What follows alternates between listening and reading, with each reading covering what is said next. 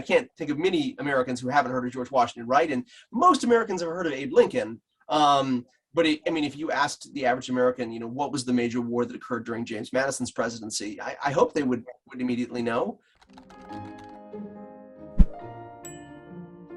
Early 19th century America is a really fascinating and I would say diverse place. It's a period where two different groups have two different visions for America. The Federalists are focused on sort of industrial power, creating wealth. The Democratic Republicans are focused on more of an agrarian vision for America. And so these two groups hate each other.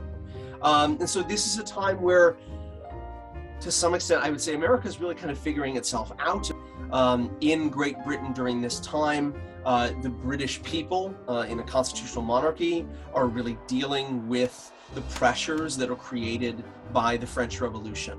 Britain is absolutely focused on maintaining sort of their position in Europe, their naval dominance in European waters and global waters, and also focused on trying to contain the power of a revolutionary France.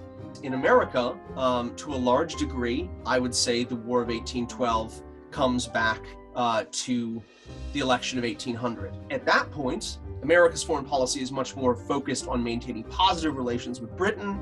This really changes when Thomas Jefferson takes power in 1801.